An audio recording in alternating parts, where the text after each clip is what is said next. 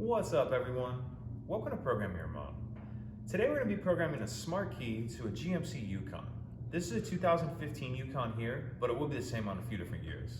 And this is also going to be the exact same for the Tahoe and the Suburban. So this procedure we're going to be looking at today is going to be for if you've lost all the keys for your vehicle. So right now we have no working keys. This is our new unprogrammed key. The other thing about this procedure is it's a timed procedure. It's going to take you about 30 minutes. So just make sure you allot yourself enough time, and you'll want to keep something to time that, because there's going to be in 10-minute intervals. So allot yourself 30 minutes. You'll need something to time yourself.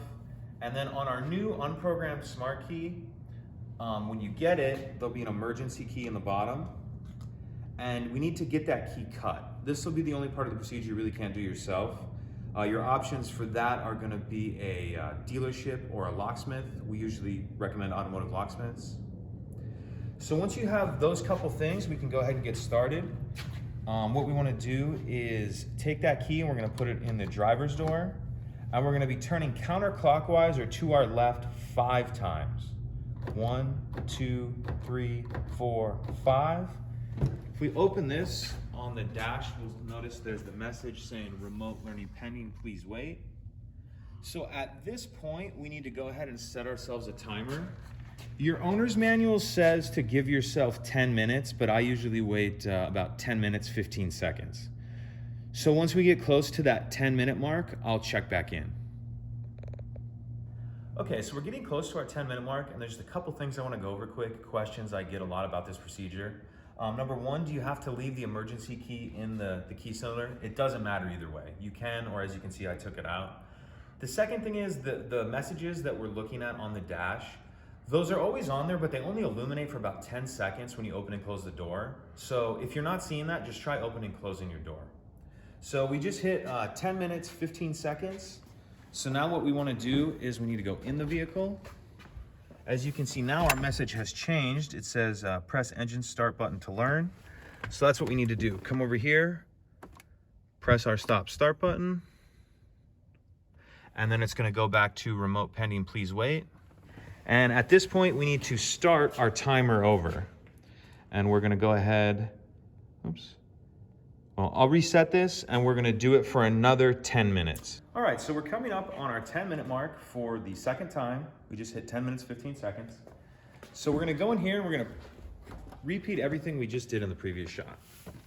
Come in here, press the stop start button one time, and then we need to reset our timer for another 10 minutes, and I'll check back in then.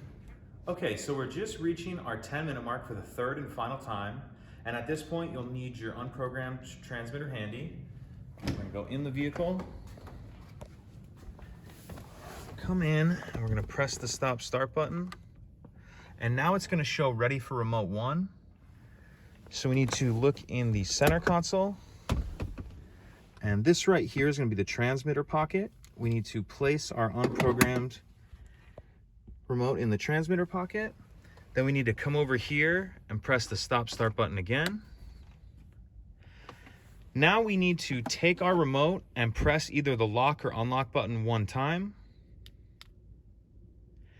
At this point, if you have any additional remotes, you'll repeat the previous step for each remote. Put it in the transmitter pocket, pressing the stop start button, and then taking it out and pressing the lock or unlock button. You can have up to 8 remotes programmed at one time.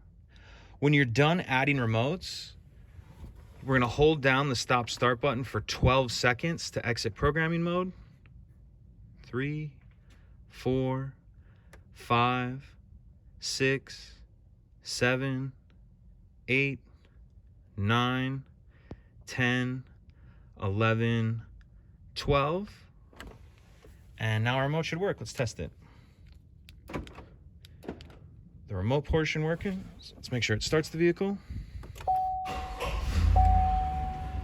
That's a working remote. If you have any questions, please let me know.